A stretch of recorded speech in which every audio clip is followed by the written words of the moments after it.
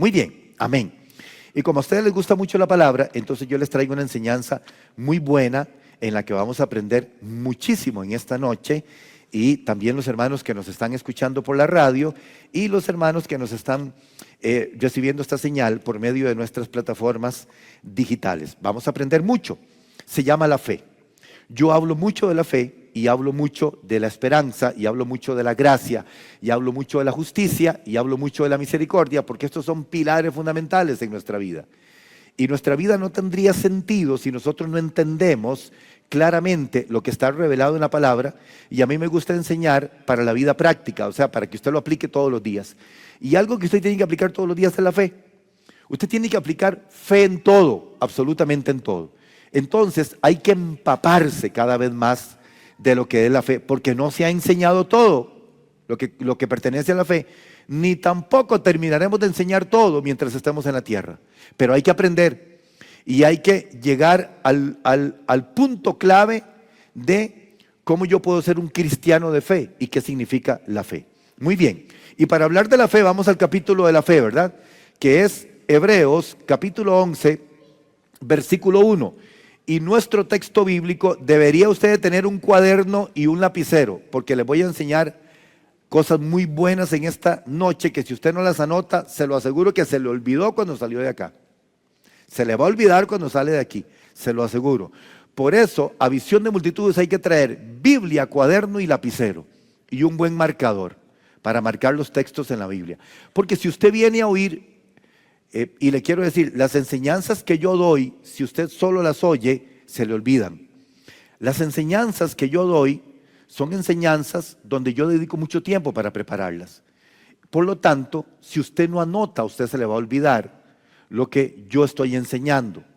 Anote, por favor, porque es un bien para usted mismo, que usted anote lo que nosotros enseñamos acá en la iglesia. Muy bien. Hebreos capítulo 11, versículo 1. ¿Listos? Vamos a leer del 1 al 11 y vamos a aprender de la fe cosas que tal vez usted no sabe y que usted va a aprender hoy. Muy bien, dice: es pues la fe, la certeza de lo que se espera, la convicción de lo que no se ve. Porque por ella alcanzaron buen testimonio los antiguos. Por la fe entendemos haber sido constituido el universo por la palabra de Dios, de modo que lo que se ve fue hecho de lo que no se veía. Oiga la profundidad de esto. Lo que usted ve ahora fue hecho de lo que no se veía. Todo por la palabra de Dios. Adelanto un poquito. La palabra y la fe. La palabra de Dios, que es la verdad absoluta, fundamentada en los mismos hechos de Dios, está sustentada por la fe. O sea, las dos van de la mano, la palabra y la fe. Entonces, por eso dice la palabra, de modo que lo que se ve fue hecho de lo que no se veía. El 4 ahora. Por la fe Abel ofreció a Dios más excelente sacrificio que Caín. Marque eso en la Biblia. Marque ese versículo 4 en la Biblia. Por la fe Abel ofreció a Dios más excelente sacrificio que Caín, por lo cual alcanzó testimonio de que era justo, dando Dios testimonio de sus ofrendas, y muerto aún habla por ella. Versículo 5. Por la fe Enoc fue traspuesto para no ver muerte, y no fue hallado porque lo traspuso Dios, y antes que fuese traspuesto tuvo testimonio de haber agradado a Dios.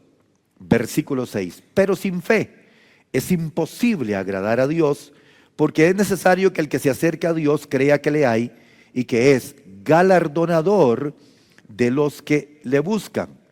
Por la fe Noé, cuando fue advertido por Dios acerca de cosas que aún no se veían, con temor preparó el arca en que su casa se salvase, y por fe condenó al mundo y fue hecho heredero de la justicia que viene por la fe.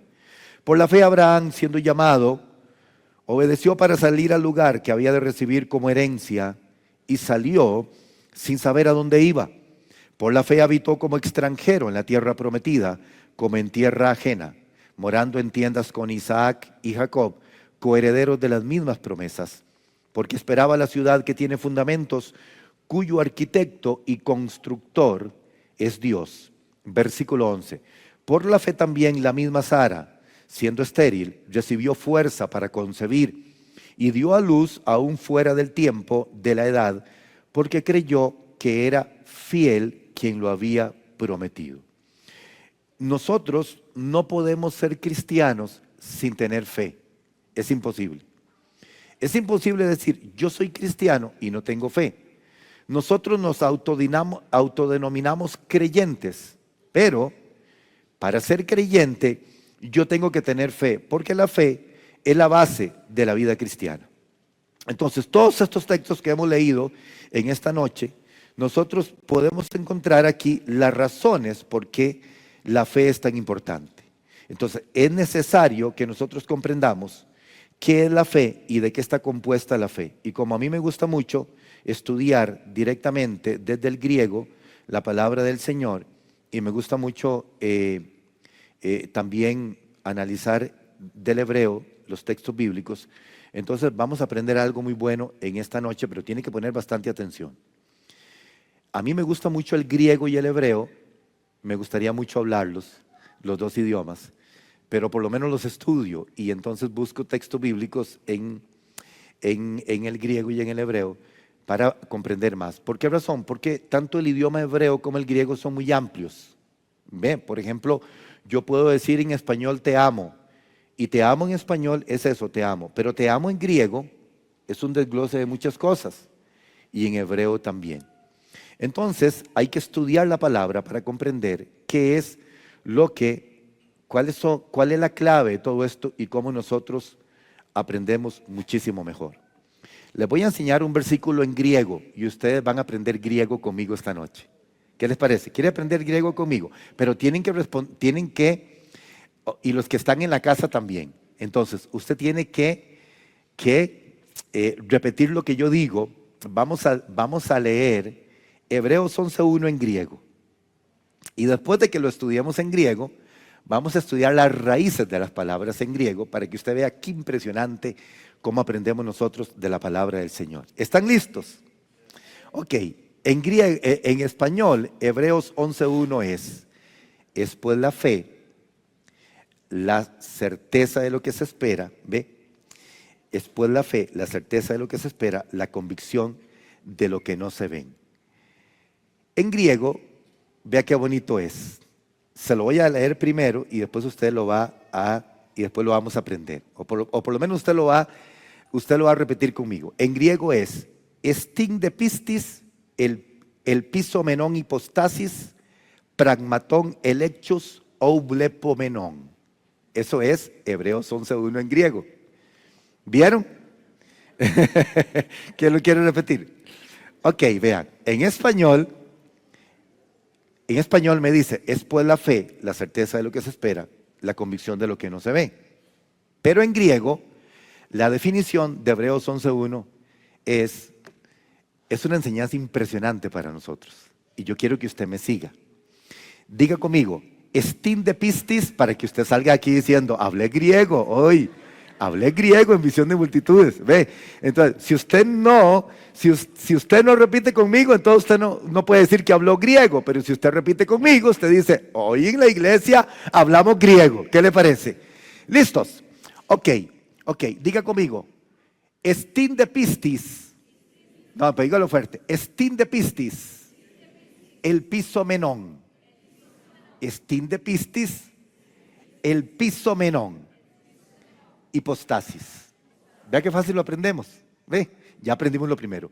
Estin de pistis, el pisomenón, hipostasis. Después la fe, la certeza. Estin de pistis, el pisomenón, hipostasis. ¿Vieron? Qué fácil. El griego fácil. Estin de pistis, el pisomenón, hipostasis. Lo otro es pragmaton elecchos ou blepomenon. Pragmaton elecchos ou blepomenon. Estin de pistis, el isopomenon hipostasis, pragmaton elecchos ou blepomenon. ¿Vieron qué bonito? Bueno, aprendamos entonces esto. Lo que dice en griego original es lo siguiente. Ahora bien, estin de pistis, ahora bien la fe es la certeza es hipostasis de lo que se espera, el pisomenón. La convicción, el hechos, de lo que no se ve es oublepomenon. Entonces eso es lo que significa en el griego. Entonces pistis es fe, para que sepan, en griego pistis es fe. No solo significa creencia, sino significa firmeza en la fidelidad de Dios. Pistis en griego es firmeza en la fidelidad de Dios. Vea, no se pierda ni un solo momento esta enseñanza para que aprenda, para que lo aprenda todo bien bueno. Entonces, pistis no solo es creer, pistis es confianza en la fidelidad de Dios. Y vamos a leer Romanos capítulo 4, versículo 20 al 21, para que vean qué lindo. Romanos capítulo 4, versículo 20 al 21 dice lo siguiente, pónganmelo aquí en la pantalla. Dice, tampoco dudó, está hablando de Abraham, ¿verdad? Tampoco dudó por incredulidad de la promesa de Dios, siendo que se fortaleció dando gloria a Dios. Versículo 21, plenamente convencido de que era también poderoso para hacer todo lo que había prometido. Estos dos versículos están condensados en lo que le acaba de decir, en el pistis. Abraham tuvo pistis, o sea, no solo creyó, sino que tuvo confianza en la fidelidad de Dios. Eso es fe. Entonces, en el griego es pistis. Vean qué bonito en el hebreo. En el hebreo, fe es emuná, que significa igual, firmeza y fidelidad.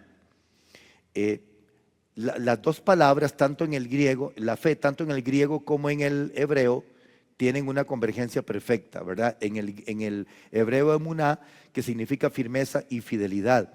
Es lo que dice Habacuc capítulo 2, versículo 4. Vean Habacuc 2:4 ahora. Vean lo que dice Habacuc capítulo 2, versículo 4. Dice, he aquí aquel cuya alma no es recta, se enorgullece, mas el justo por su emuná. ¿Vieron? Cuando lo vemos en hebreo, el justo por su emuná, por su firmeza y por su fidelidad a Dios, vivirá. Esto es lo que dice Hebreos capítulo 2, versículo 4. Ahora vamos a hipostasis. ¿Qué es hipostasis? Hipostasis es certeza o sustancia. ¿Vieron? Estin de pistis, el sipomenón, hipostasis. Certeza, sustancia. Entonces, esta palabra hipostasis es una palabra compuesta.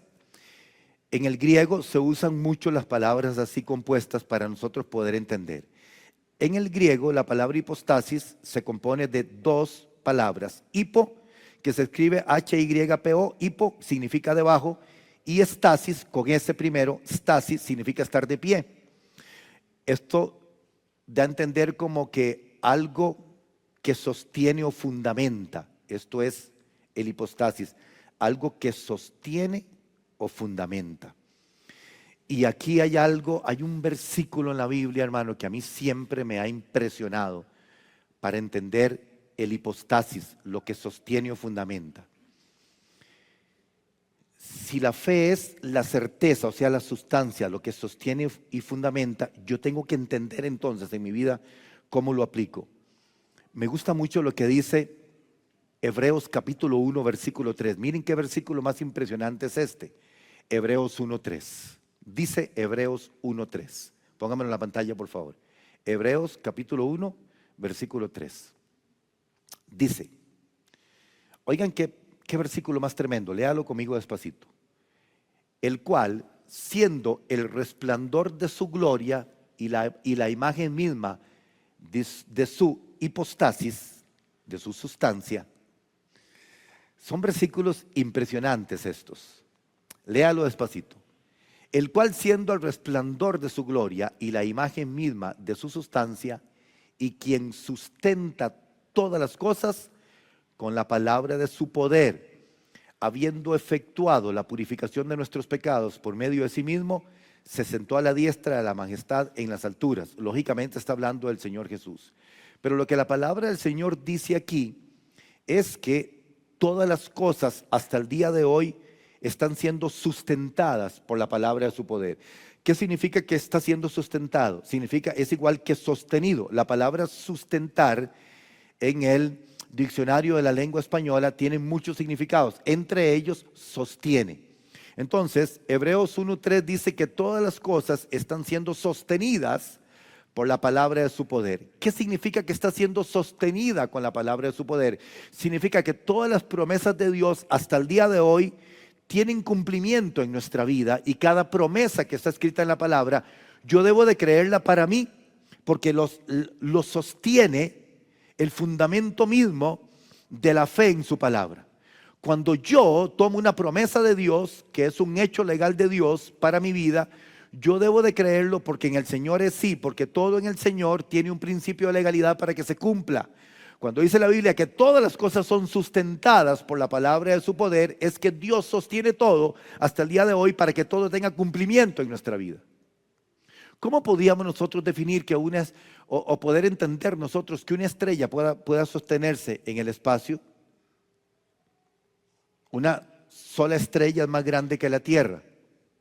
¿Cómo se sostiene? Usted se ha puesto a pensar todo. O sea, hay galaxias que están a millones de años luz de nosotros. ¿Cómo se sostienen? Por ejemplo, Centauros o Andrómeda, que están a 2 millones de años luz de nosotros, que es imposible que el hombre pueda descubrir esas galaxias. ¿Cómo se sostiene todo eso? Usted se ha puesto a pensar. Todo está siendo sostenido y sustentado por la palabra de su poder. ¿Por qué no sucede un colapso? ¿Por qué no choca un planeta contra otro? ¿O por qué no se cae una estrella? Imagínense el caos que sería, la destrucción total que sería. ¿Por qué no sucede? Porque todo está siendo sostenido por la palabra que Dios dijo. ¿Y cómo nos cuesta a veces creer a nosotros que Dios puede hacer un milagro, que Dios puede sanar a una persona que le diagnosticaron una enfermedad que para la ciencia médica no tiene cura? ¿Cómo nos cuesta creer eso? ¿Y sabe por qué nos cuesta creer? Porque no hemos tenido la revelación clara de lo que significa la fe. Pero cuando nosotros tenemos la revelación clara de lo que significa la fe, entonces empezamos a creer que aquello que estamos pasando es algo muy pequeño comparado con lo que dice la palabra de Dios, que Dios tiene poder para hacer.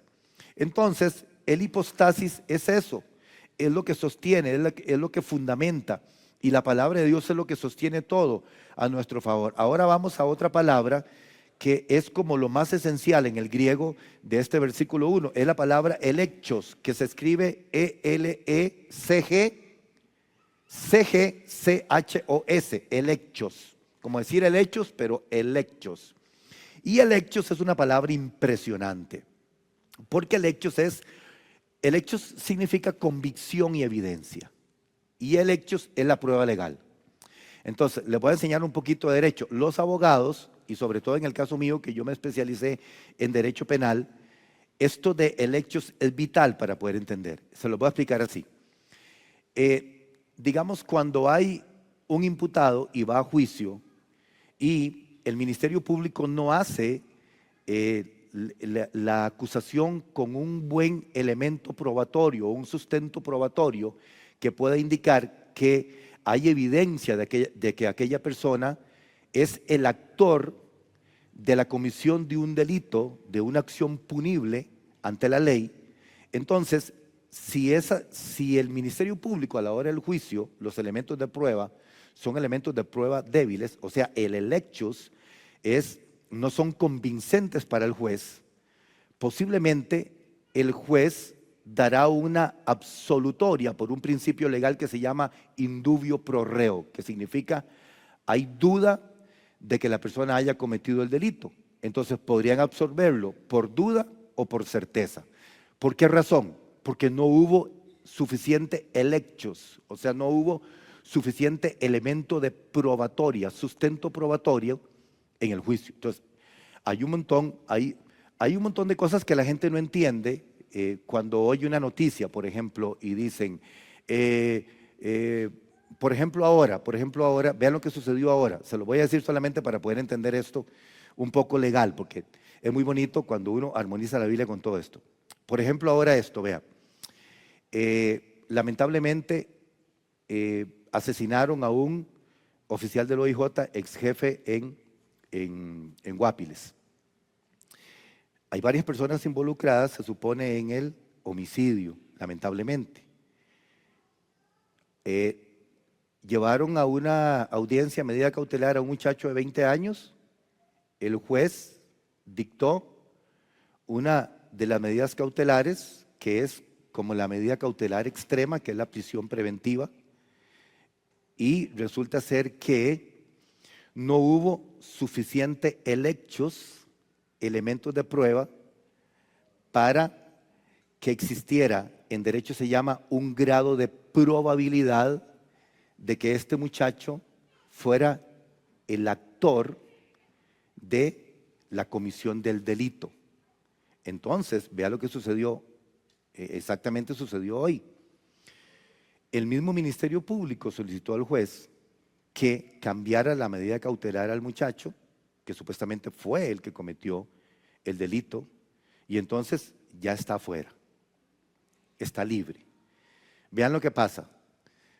Cuando la gente no entiende esto, todo el mundo dice, es que las leyes en este país es una cochinada. Es que cómo puede ser posible. Y usted oye a toda la gente en general hablando eso, pero es que la gente no entiende qué es lo que sucede a nivel legal, porque hay que entender la ley para poder entenderlo. Un juez tiene que sustentar una medida cautelar en un hechos, o sea, en una evidencia fuerte que sea probatoria, donde exista un grado de probabilidad de que él fue el actor responsable de la comisión de ese delito.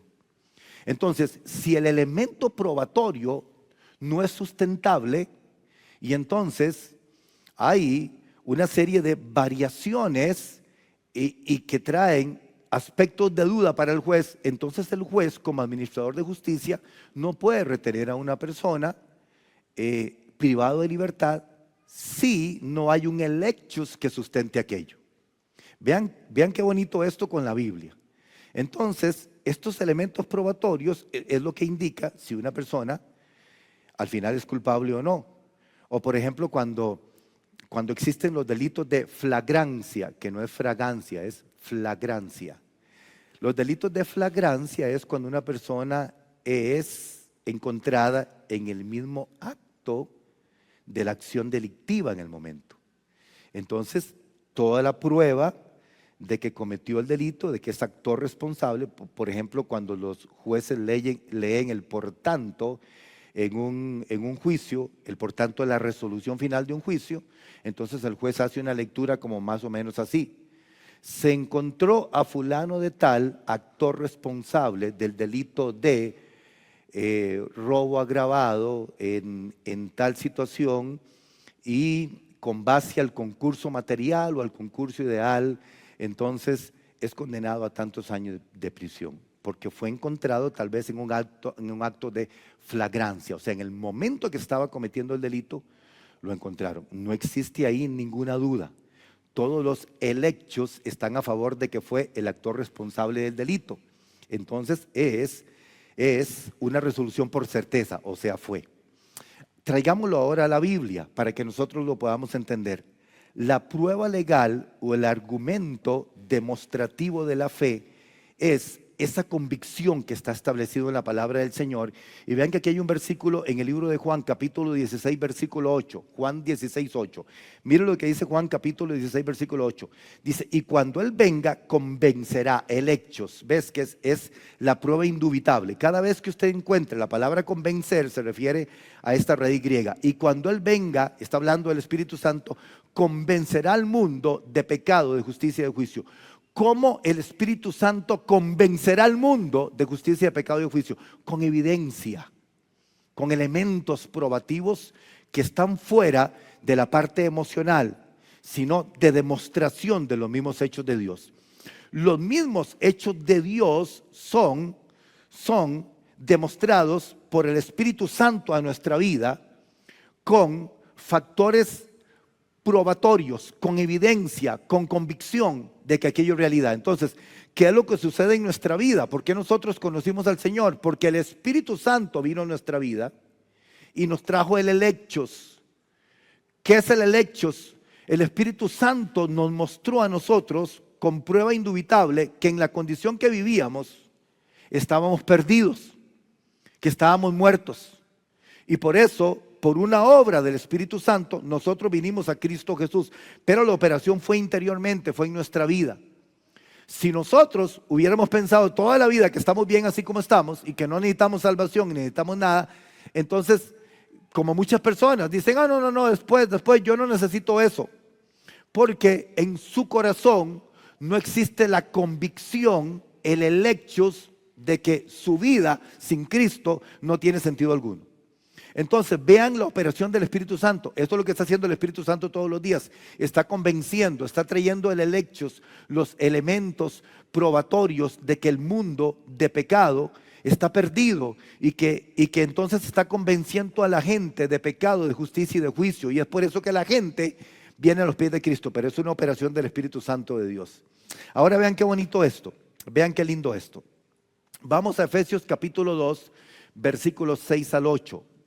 Efesios 2, del 6 al 8. La carta a los Efesios es un tesoro, es uno de los, yo le llamo los tesoros paulinos más extraordinarios en el Nuevo Testamento, porque la carta de Efesios tiene una revelación de lo celestial, de lo glorioso de la iglesia y de lo glorioso de Cristo con la iglesia. Todo Efesios. Colosenses también, las dos fueron escritas desde la cárcel por el apóstol Pablo. Pero mire lo que dice el versículo 6, dice, y juntamente con él nos resucitó. Dice la Biblia que nosotros hemos sido en una acción misma espiritual, y aquí hay que entender la acción espiritual, porque todavía no somos resucitados en el hecho mismo de la resurrección, porque no hemos muerto, y para nosotros resucitar tenemos que morir, y una vez que morimos y resucitamos, entonces viene la transformación. Pero aquí está hablando el apóstol Pablo en términos espirituales de lo que sucedió verdaderamente. Dice, y juntamente con él nos resucitó, y así mismo nos hizo sentar en los lugares celestiales con Cristo Jesús. Vean qué lindo lo que dice Hechos 2.6, déjenmelo ahí, Efesios 2.6, déjenmelo ahí. Dice, y juntamente con él nos resucitó. Todo es una proyección potencialmente espiritual. O sea, lo que la Biblia dice es que usted y yo estamos potencialmente, espiritualmente sentados con Cristo en los lugares celestiales porque él nos resucitó. Este hecho va a suceder en nuestra vida, en la plenitud. Cuando esto suceda se va a llamar la glorificación de Dios en nuestra vida, pero mientras tanto hay una pronunciación ya de Dios. Dice la Biblia que nosotros fuimos resucitados juntamente con Él y que estamos sentados juntamente con Él en los lugares celestiales. ¿Qué significa? ¿Qué significa que estamos sentados con Cristo en los lugares celestiales? Significa un nivel de autoridad y un nivel de poder sobre toda obra de las tinieblas. Significa que estamos nosotros como iglesia en el lugar de legislación mayor. Significa que nosotros como hijos de Dios, como iglesia de Cristo, tenemos la preeminencia y la autoridad sobre todas las obras de las tinieblas. Y cuando yo entiendo eso, porque necesito entender eso, entonces mi vida cambia. Yo no soy una personita más que camina en este mundo, nada más. No soy alguien sin destino. No soy un pobrecito, como algunos se autodenominan. No soy una víctima, como algunos se denominan, o no soy aquel que dicen muchos, ay, es que yo no sé por qué, pero a mí todo me salió mal, yo no logré nada en la vida. Ese no entiende lo que es. Pero cuando yo entiendo que yo estoy sentado juntamente con Cristo en los lugares celestiales, mi vida cambia. Y me doy cuenta que soy capaz de muchas cosas y que Dios quiere hacer conmigo muchas cosas por el nivel espiritualmente de autoridad donde estoy. Eso pudo haber sucedido solamente por una intervención directa de Dios. Muy bien, entendiendo esto, mire lo que dice ahora el 7, vaya conmigo al 7. ¿Cuál fue el propósito de Dios de habernos resucitado con Él y de sentarnos en los lugares celestiales? Un propósito maravilloso, para mostrar en los siglos venideros. Mire qué tremendo cómo esto está ligado a la eternidad. ¿Qué es lo que quiere hacer Dios con nosotros? Dios quiere hacer con nosotros lo siguiente, quiere mostrar en los siglos venideros las abundantes riquezas de su gracia en su bondad para con nosotros en Cristo Jesús. Siglos venideros. Imagínense los siglos venideros.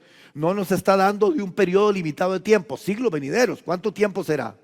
todo el tiempo que sea, porque para Dios no existe el tiempo, pero eso es el propósito que Él mismo estableció al resucitarnos con Él y sentarnos en los lugares celestiales con Cristo Jesús. Vaya al 8 ahora conmigo, porque nos vamos acercando a algo muy bueno.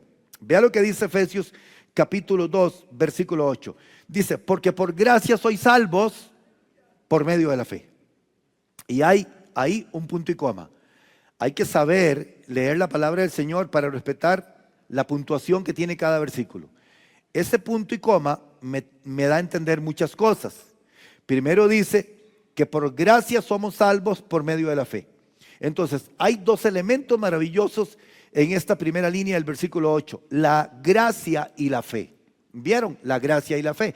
Dice, porque por gracia sois salvos por medio de la fe. Luego hay un punto y coma y nos dice exactamente, y esto no de vosotros. Esto es un don de Dios. Ojo lo que dice Efesios 2:8. Porque por gracia sois salvos por medio de la fe, punto y coma. Esto no es de vosotros, esto es don de Dios. ¿Qué significa? Que ni la gracia ni la fe son nuestras. La gracia y la fe vienen de Dios. Porque es un don. ¿Y qué es un don? Un don es una dádiva, un don es un regalo. Eso significa que a nosotros nos dieron dos regalos, la gracia y la fe. La gracia y la fe son regalos de Dios. Sígame aquí. Gracia, del griego charisma o charis, significa regalo de Dios. Lo que me dieron, que no merezco y que no tengo cómo pagarlo. Eso se llama el charisma en griego, la gracia, charisma. Eso me lo dieron. No lo puedo tener aquí en la tierra, me lo dieron. El charisma de Dios, por gracia. Por gracia somos salvos. Y es lo que yo siempre digo, usted tiene que saber que es salvo, sentirse salvo y vivir como salvo todos los días. Porque eso es el charisma de Dios. Usted no hizo nada por eso. La salvación no se adquiere portándose bien, porque nadie lo va a lograr, ni tratando de ser tan bueno, porque nadie lo va a lograr. Es una gracia de Dios. El charisma de Dios, gracia. No sé cómo explicarlo, ni usted tampoco sabe cómo explicarlo. Yo le pregunto, ¿y por qué usted? No sé, es por gracia. ¿Y por qué Dios lo hizo con usted? ¿Y por qué a otros no le sucedió? Tampoco sé, pero es el charisma de Dios. Es la gracia que operó en nosotros. Eso es lo único que sé. Lo único que sé es que yo estaba muerto en delitos y pecados y Dios derramó su gracia sobre mí. Viene del cielo. Viene del cielo. No es de los hombres. Entonces, al igual que el charisma, aquí está el pistis. ¿Vieron? El pistis. El hipostasis. ¿Vieron? Al igual que el charisma. ¿Qué significa eso? Que la fe viene de Dios. Por lo tanto, no la tiene todo el mundo. Esto lo he enseñado, pero es necesario volver a decirlo. La fe de un hijo de Dios no la tiene todo el mundo. Todo el mundo no tiene fe, aunque la gente diga. ¿Por qué todo el mundo no tiene esta fe? Porque esta fe viene de Dios. ¿Y para quién es la fe? Para los que operó la gracia. Si no hay una operación de gracia, tampoco hay una operación de pistis, de fe. Ven ustedes cómo se nos estiró Hebreos 11:1. Vuelvo otra vez a decirlo. Usted tiene que poner atención porque a veces se nos pueden enredar los conceptos, pero tiene que estar atento. La gracia viene de Dios. ¿Para qué operó la gracia? Para regenerar nuestra vida. Estábamos degenerados, en una degeneración. Éramos raza caída. Ahora hemos sido perdonados y justificados por Dios, pero nosotros venimos de una historia de raza caída. No merecíamos nada. Bueno, sí merecíamos la condenación eterna y la muerte eterna. Si Dios nos hubiera condenado a todos los seres humanos, hubiera actuado justamente, porque eso es lo que merecíamos. Pero Dios operó su charisma, su gracia sobre nosotros. Viene del cielo, Porque nosotros jamás hubiéramos podido haberlo logrado. Jamás por nosotros mismos. Viene del cielo. Pero póngame atención a esto. Y si la gracia viene del cielo, la fe también viene del cielo. Quiere decir que la fe no opera en todo mundo porque viene del cielo. ¿La fe en quién opera? La fe solamente opera en las vidas regeneradas. O sea, hay una medida de fe para el que ha nacido de nuevo, pero no para el resto del mundo. Es exclusiva la fe. ¿Para quién es exclusiva? Para los nacidos de nuevo. ¿Por qué? Porque por gracia sois salvos por medio de la fe. Luego, después del punto y coma, dice, pero es que esto no es de ustedes, no es suyo ni es mío. Ni la fe ni la gracia es de nosotros. No, este es un regalo del cielo. Es un regalo del cielo. Entonces, el mundo no puede tener fe. La fe la tenemos nosotros y tenemos que descubrir cómo operamos en la fe. Porque el mundo no la puede tener. ¿Por qué el mundo no la puede tener? Porque el mundo no tiene la gracia de Dios. O sea, la gracia de Dios no ha sido derramada sobre un pecador que anda haciendo desastres allá afuera. Y como la gracia de Dios no ha sido derramada, tampoco tiene fe. La gente allá afuera dice, yo tengo fe. Pero esa fe que la gente dice que tiene afuera no es pistis, no es hipostasis, no es el sipomenón, como les dije ahora. No es el hechos. ¿Por qué? Porque esa fe no está sustentada en nada. La fe tiene que estar sustentada en el autor y consumador de la fe, que es Cristo Jesús. Y para que la fe esté sustentada en el autor y consumador de la fe y tenga poder en mi vida, yo necesito haber nacido de nuevo. No lo tiene todo el mundo. Entonces, su mamá puede decirle a usted, ay, mi hijito, tenga fe, pero si ella no es cristiana, ella no sabe ni qué es eso. Está repitiendo lo que todo el mundo dice. Porque la fe, el pistis, viene de Dios para nosotros. Entonces, el apóstol Pablo dice en Romanos capítulo 12 que a todos nosotros nos dieron una medida de pistis. Entonces nos dieron una medida de pistis, nos dieron como les dije ahora, ¿verdad? Nos dieron una medida de pistis, de epilsemenón, de elecchos a cada uno de nosotros. Pero no a todo mundo. No a todo mundo. A los hijos de Dios. La fe opera en los hijos de Dios. Entonces, si la fe opera en los hijos de Dios, está sustentada en la misma palabra. Creo que Romanos capítulo 10, versículo 17 nos dice algo extraordinario para que ustedes lo anoten acá y ahorita seguimos. Romanos capítulo 10, versículo 17. Vea lo que dice Romanos 10, 17. Este versículo yo le llamo, estos son de los versículos en la Biblia que son una constante. No es que lo tienes que hacer una vez y ya, es una constante. La fe viene por el oír, pero hay una coma. Y otra vez dice, y el oír. Y hay otra coma. Y después de la coma dice, por la palabra de Dios. Todo está íntimamente relacionado. La palabra de Dios ha sido revelada a nosotros. Y la palabra de Dios sustenta todos los hechos de Dios. Entonces, ¿cómo crezco en fe? Porque se puede crecer en fe.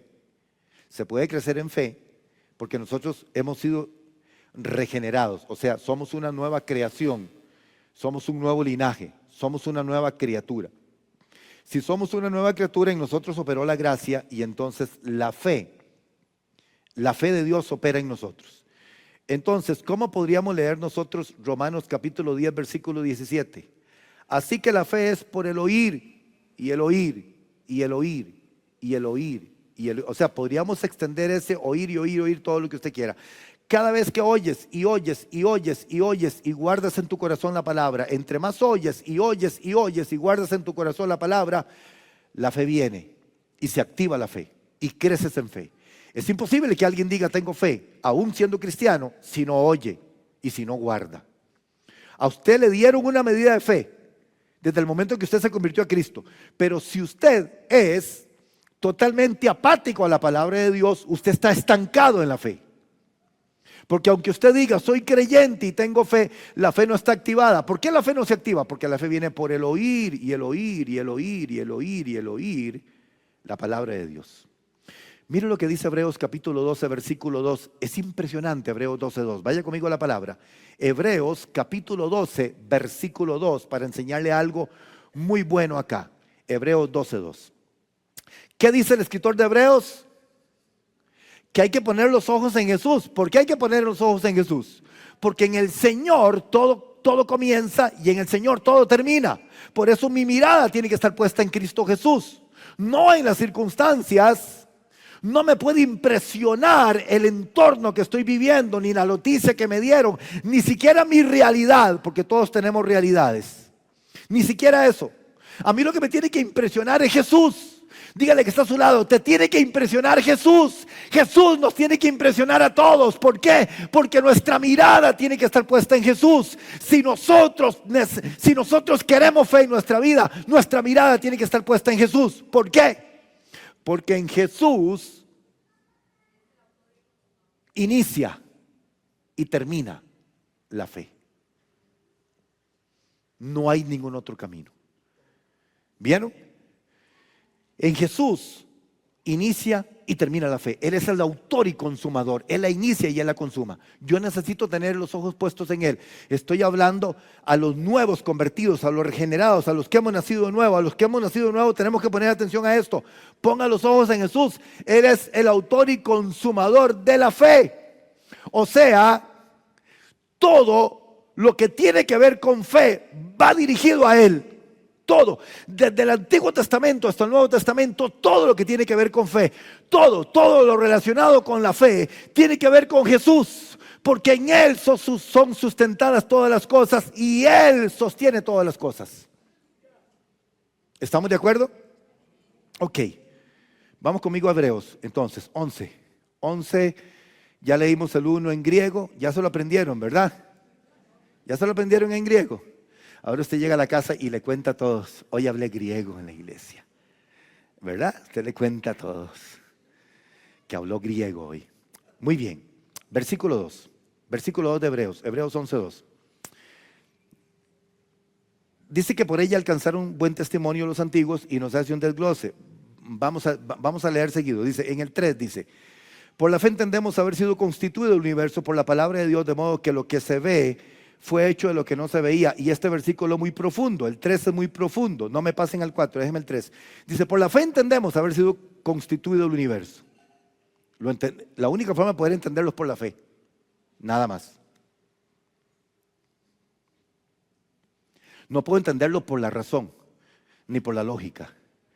Los sabios, entre comillas, tratan de explicarlo por la razón y por la lógica, pero la razón no tiene razón, ni la lógica tiene lógica cuando hablamos de fe. Otra vez le digo, la razón no tiene razón y la lógica no tiene lógica cuando se trata de la fe.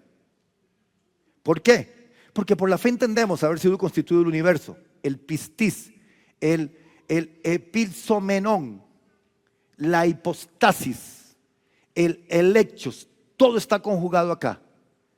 Es por la fe que nosotros entendemos que el universo fue constituido.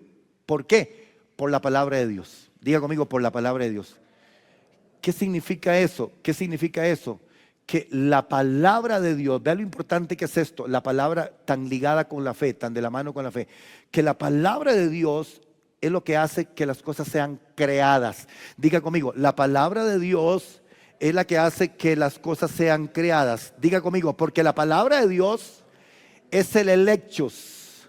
¿Qué significa el elecchos? Es la evidencia. Diga, es el sustento probatorio de todo lo que sucede. La palabra de Dios. Todo es sustentado. ¿Verdad? Entonces, por la fe entendemos haber sido constituido el universo por la palabra de Dios. ¿Cómo fue así? Tan impresionante.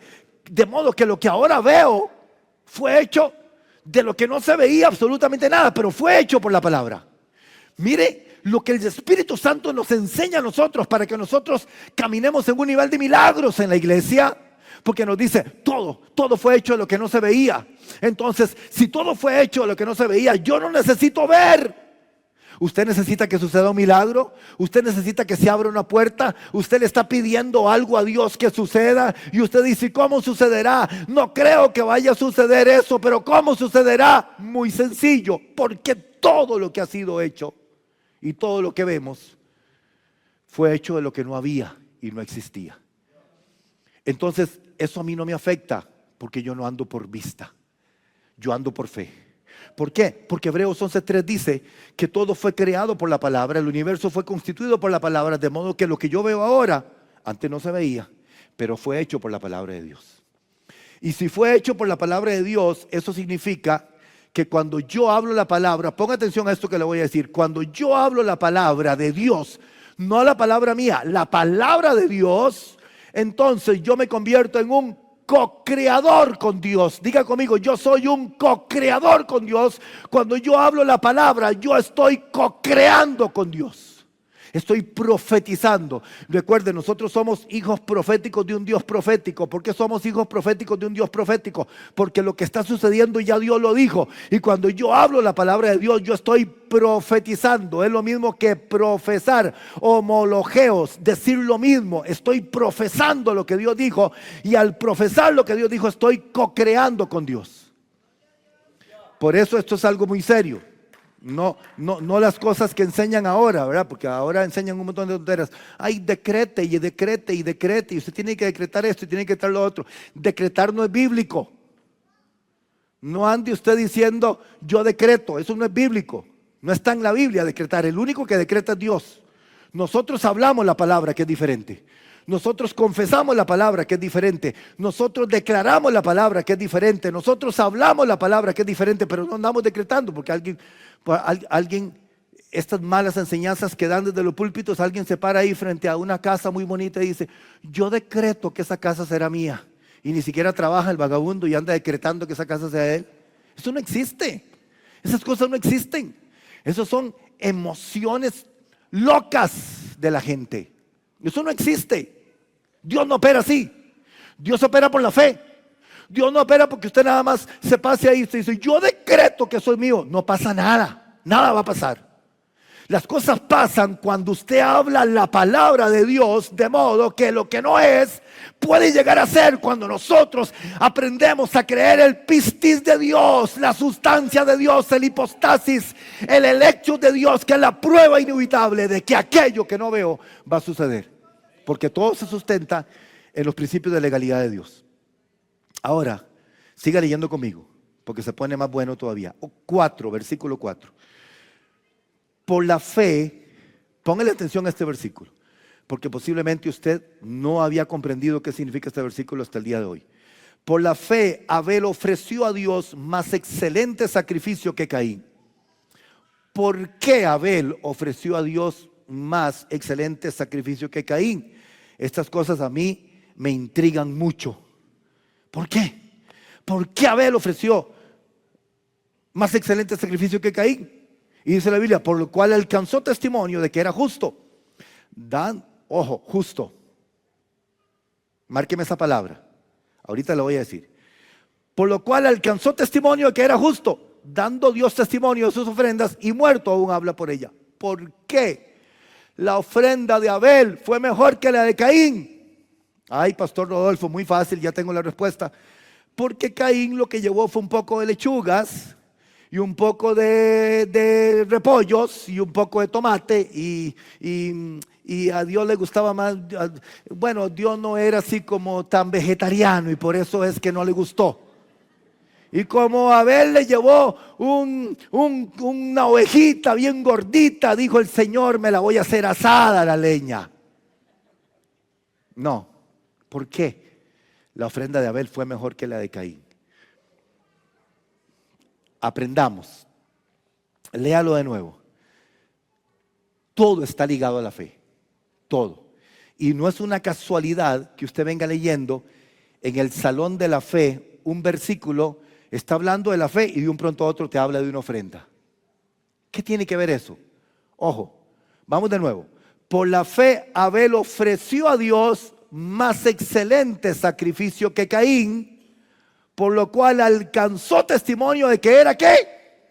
¿De qué alcanzó testimonio de que era qué? ¿Qué significa justo? ¿Cómo se alcanza la justicia? ¿Qué significa justo?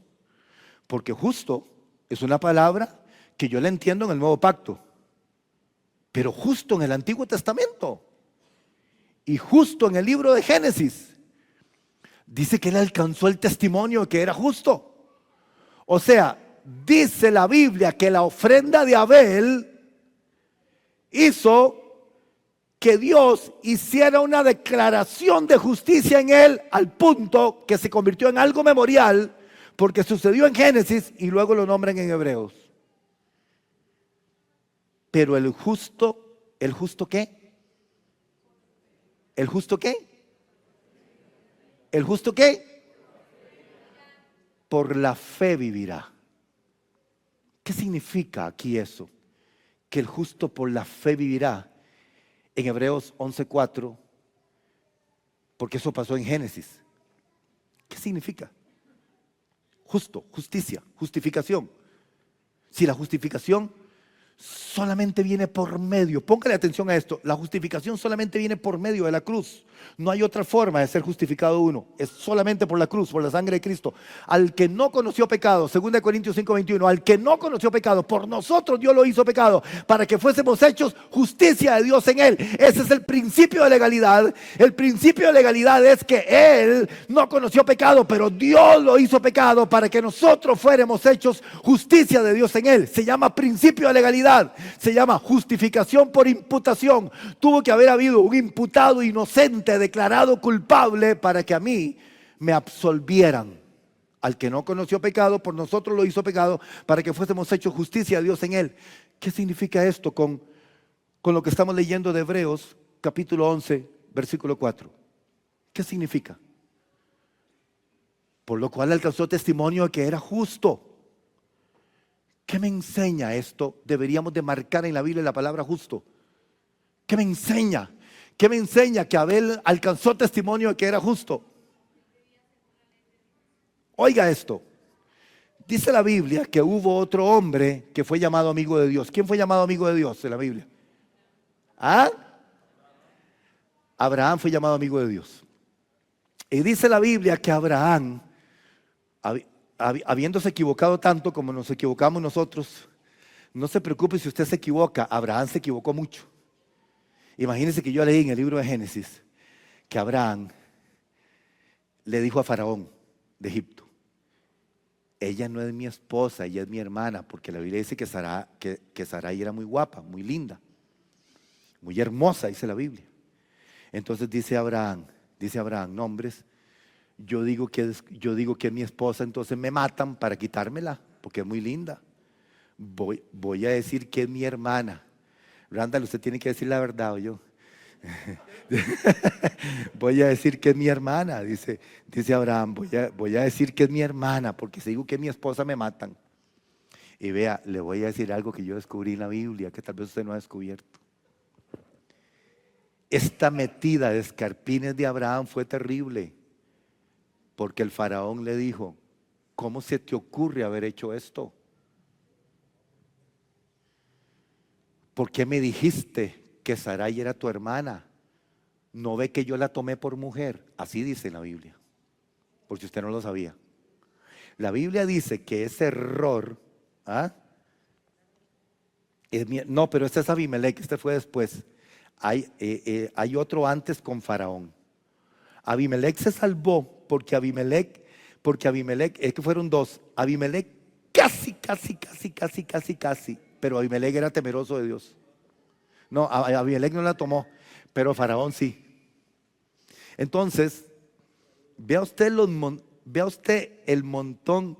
Es que qué bonito que es estudiar la Biblia así. Vea usted el montón de errores que cometieron hombres que fueron llamados por Dios para cosas grandes, pero al final Dios trabajó en el corazón de ellos. Al punto de que dice la Biblia, y esto les quiero decir, que a Abraham la fe le fue contada por justicia. ¿Ha leído eso? Génesis 12:18. Gracias, Albertina, por estar conectadita conmigo. Entonces Faraón, póngamela en la traducción viviente para que vea qué bueno, póngamelo ahí, ahora sí, véanlo en la traducción viviente, vea. Así que el faraón mandó llamar a Abraham y lo reprendió severamente. ¿Qué me has hecho?, preguntó. ¿Por qué no me dijiste que era tu esposa? 19. ¿Por qué dijiste es mi hermana? y con esto me permitiste que, ¿qué dijo? ¿Quién la tomó como esposa? Faraón. ¿Vieron esto? Ahora bien, aquí tienes a tu esposa, tómala y vete de aquí. Porque a pesar de que el hombre era totalmente impío, no era que le tenía temor a Dios, le tenía temor a los dioses, porque ellos eran politeístas. Pero vean lo que hizo Abraham, todas estas cosas. Mas sin embargo, la Biblia dice que a Abraham, ¿cómo le fue contada la fe? ¿Qué significa que la fe le fue contada por justicia? Ya esto lo he enseñado, pero vamos a Hebreos 11:4. Vamos a Hebreos 11:4. Ok, Hebreos capítulo 11, versículo 4. Dice que Abel alcanzó testimonio de que era justo. ¿Qué es alcanzar testimonio de que uno es justo? Si yo le digo a usted, yo doy testimonio de que yo soy cristiano, yo doy testimonio de que soy hijo de Dios, ¿usted qué cree? Dice que evidentemente yo estoy dando testimonio de que soy cristiano, de que soy hijo de Dios, de que soy diferente. ¿Qué significa que Abel dio testimonio de que era justo? Que para Dios eso era. La palabra justo en todo sentido, tanto en el Antiguo como en el Nuevo Testamento, significa lo mismo. Justo no es una cosa en el Antiguo y es otra cosa en el Nuevo. Justo es lo mismo en el Antiguo y en el Nuevo. Pero no se podía alcanzar la justicia en el Antiguo Testamento porque la justicia no podía alcanzarse por medio de la ley. La justicia, para poder alcanzar la justicia, tuvo que suceder lo que dice 2 Corintios capítulo 5, versículo 21, que era el principio de la legalidad de Dios. Ahora, yo creo que ustedes me pusieron, alguien me puso por ahí, o alguien me dijo, o me lo pusieron aquí en la pantalla, el versículo donde dice que a Abraham la fe le fue contada por justicia. Pero usted debe de dejar anotado ahí Hebreos 11:4 para ir, porque este versículo yo no lo tengo en mis notas, pero yo creo que me lo pusieron, que a Abraham la fe le fue contada por justicia. Esto de que a Abraham la fe le fue contada por justicia significa que Dios lo declaró justo. Es lo mismo que alcanzó testimonio de justo. Es lo mismo. Alcanzó testimonio de justo. O sea, Dios le valió a Abraham la fe. En medio de todo lo que Abraham cometió, Dios le valió a Abraham la fe como justicia. O sea, lo declaró justo antes de la cruz. Pero ¿cómo? En Romanos 4:1. Póngame ahí Romanos 4:1. Vean qué bonito esto. Romanos 4:1. ¿Ustedes me van siguiendo? Sí. ¿Van siguiendo el hilo de la enseñanza? ¿O se cayeron del caballo? Dijo un pastor amigo mío. No. ¿Nadie se ha caído del caballo? No. No, nadie. Bueno, ok. Romanos 4:1 dice, ¿qué pues diremos que halló Abraham, nuestro padre, según la carne? Ojo, según la carne. Porque si Abraham fue justificado por las obras, tiene de qué gloriarse, pero no para con Dios. 3. Porque ¿qué dice la Escritura? ¿Qué dice la Escritura? Creyó a Abraham, y este creyó es exactamente el pistis, el hipostasis y todo lo que define Hebreos 11:1. Y por haber creído, ¿qué le pasó? Le contaron la fe por justicia. O sea, ¿qué significa eso? Es demasiado fuerte y profundo. En otras palabras, a Abraham le dijeron, nada más para entender nosotros, a Abraham le dijeron, usted no necesita la cruz. A usted le fue contado ya su fe por justicia. O sea, fue justificado antes de la cruz. Eso es lo que indica esto. Es impresionante. A veces nos cuesta entender esto, pero Abraham fue justificado antes de la cruz. Le fue contado por justicia. ¿Por qué Abraham y Abel repercuten en el Nuevo Testamento? Porque esto está en Romanos y Abel está en Hebreos. ¿Por qué repercuten en el Nuevo Testamento? Porque los dos fueron declarados justos. Los dos fueron declarados justos. Y lo único que puede declarar justo a alguien era la obra de la cruz. Ahora sí. ¿Por qué? Porque no se me ha olvidado, ¿verdad? ¿Por qué la ofrenda de Abel fue la ofrenda que agradó a Dios? ¿Qué estaba diciendo Abel con esta ofrenda? La ofrenda de Abel estaba ligada con la fe, porque era la ofrenda de un justo que estaba apuntando hacia la cruz. y como estaba apuntando hacia la cruz, porque desde que acordémonos que desde que el hombre cayó y desobedeció a Dios, de ahí en adelante todo lo que usted lee en la Biblia apuntaba al plan de redención de Dios. ¿Recuerdan? Génesis capítulo 3, versículo 15. ¿Qué dice Génesis 3:15?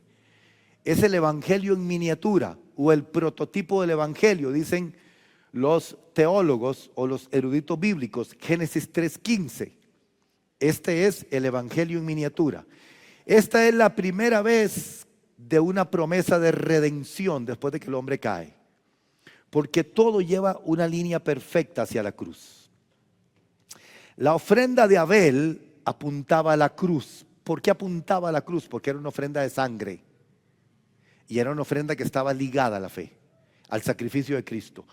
Todos los que están leyendo la Biblia conmigo se dan cuenta que todos los sacrificios de sangre que se presentaban en Levítico, porque estamos en el libro de Levítico, nos damos cuenta que todos esos sacrificios del animal que se degollaba y era derramada la sangre, y entonces hay una serie de ordenamientos que Dios da con el resto de lo que formaba parte de los animales, desde los riñones, la cabeza del animal y todo tiene un significado perfecto.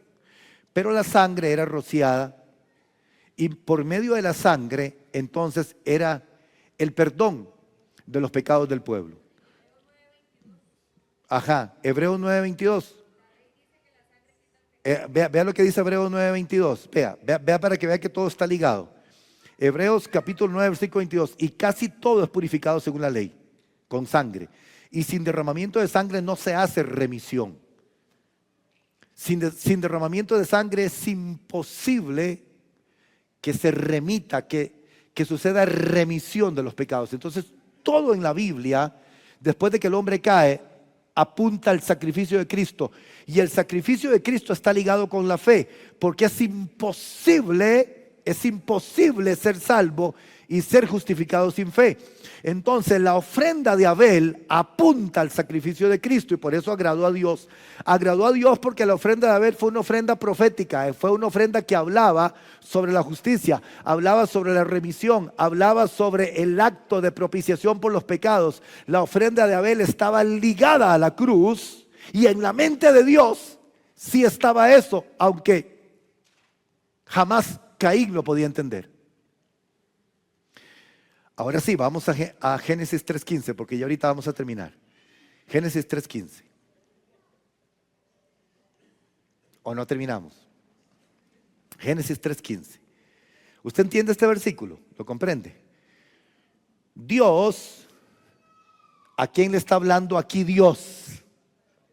¿A quién? ¿A quién le está hablando Dios en Génesis 3:15? A la serpiente, o sea, a Satanás. ¿Y qué le está diciendo Dios a Satanás? Márquelo en la Biblia y póngale al lado el evangelio en miniatura, o póngale el prototipo del evangelio, o póngale el primer anuncio de la redención del hombre. ¿Qué está diciendo Dios aquí? Dios le dice a Satanás: Satanás, voy a poner enemistad entre ti y la mujer, y entre tu simiente, simiente es la semilla, la descendencia. La simiente, dice, y entre tu simiente. ¿Cuál es la simiente de Satanás? Los demonios. Los espíritus. Recuerda cuando dice la Biblia, el Señor Jesús dice: yo os doy potestad de hollar serpientes y escorpiones, y sobre toda fuerza maligna. Hollar es pisotear, serpientes y escorpiones son simiente de Satanás.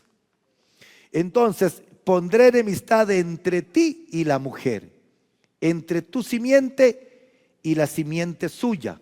O sea, es una guerra de simientes, ¿verdad? Lo que dice aquí, Dios mismo lo dijo, Dios mismo lo determinó.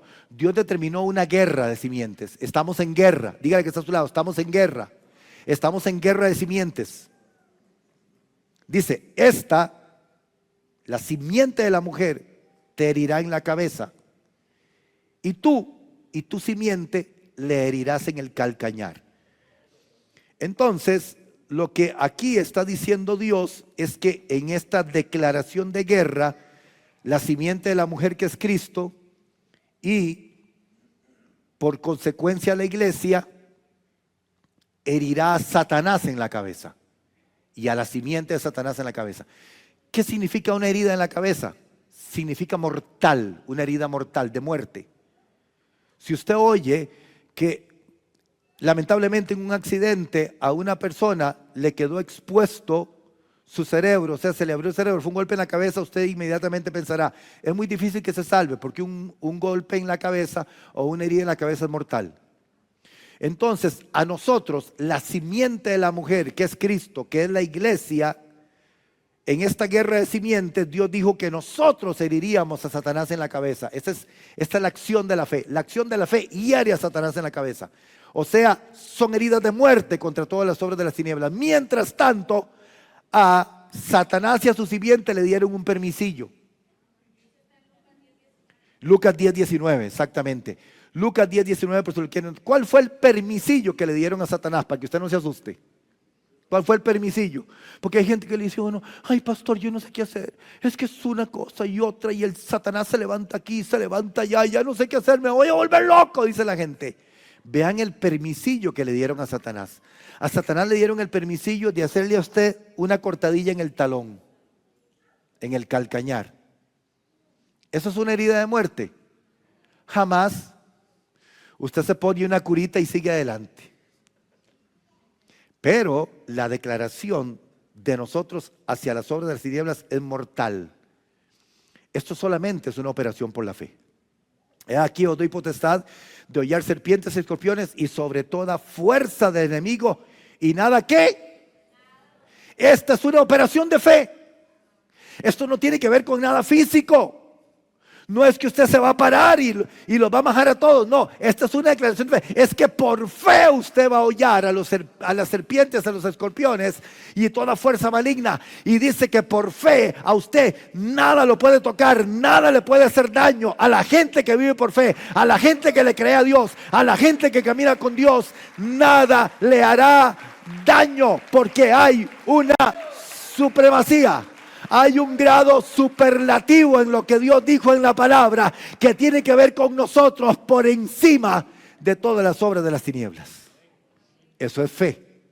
Y toda nuestra vida está relacionado con fe. Y por eso termino diciéndole lo que dice Hebreos capítulo 11, versículo 6. ¿Qué dice Hebreos 11, 6? ¿Qué dice? Dice, pero sin fe, mejor ni salga de la casa. Sin fe es imposible agradar a Dios. ¿Por qué sin fe es imposible agradar a Dios? Porque un impío no puede tener fe. ¿Cómo va a agradar a Dios un impío si no tiene fe? Y un cristiano sin fe jamás puede agradar a Dios. Porque a los cristianos se les dio una medida de fe, pero puede ser que la fe, la Biblia habla de la fe muerta, ¿recuerdan? Y puede ser una fe que esté inactiva. La fe tiene que estar activada por la palabra. Dice la Biblia, sin fe es imposible agradar a Dios. Por más que usted venga a levantar las manos y le diga, Señor, te amo, qué lindo eres y todo. Sin fe es imposible agradarlo a Él. ¿Por qué razón? Porque es necesario que el que se acerca a Dios crea que le hay y que Dios es el que da premios a los que le buscan. ¿Cuántos quieren los premios de Dios? Yo quiero los premios de Dios. Yo le digo, Señor, dame los premios que vienen de ti. Y yo le digo al Señor todos los días, Señor, yo te he servido toda mi vida y yo quiero tus premios. ¿Verdad que sí? Bueno, véalo en la traducción viviente, véalo en la traducción viviente, véalo en la traducción viviente. De hecho, qué bonito, de hecho, así como hablando nosotros, de hecho, sin fe es imposible agradar a Dios. Todo el que desea acercarse a Dios debe de creer que Él existe y que Él, ¿qué hace Él? Recompensa.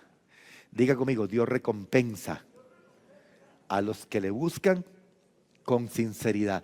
¿Cuántos quieren recompensas de Dios aquí? Levante la mano los que quieren recompensas de Dios. Póngase de pie los que quieren recompensa de Dios en esta noche maravillosa. Él recompensa a los que lo buscan con sinceridad. Alabado sea el nombre de Cristo Jesús. No viene recompensa sin la fe en nosotros. Esto de la vida cristiana, hermano, no es por atajos, ¿verdad? Hay gente que dice, ay hermano, ore por mí porque estoy pasando esto. Y él nunca ora. Y él no está creyendo. Usted no puede vivir con la fe de otro. Usted tiene que creerle a Dios todos los días. Todos los días nosotros dependemos de Dios por el pistis. Vea que este versículo está hecho de una serie de palabras que a nosotros nos sustentan. El hipostasis es lo que sostiene lo que está debajo. ¿Ah? Esto nos hace a nosotros creer que Dios opera por evidencia. Dios opera en un grado de probabilidad superlativo. La fe es un grado de probabilidad superlativo. ¿Qué significa eso? Es seguro que va a suceder si lo crees. Ese es el grado de probabilidad cuando yo hablo la palabra. Diga conmigo, cuando yo hablo la palabra, el grado de probabilidad de que sucedan las cosas es superlativo. Estoy seguro de que va a suceder porque viene de Dios.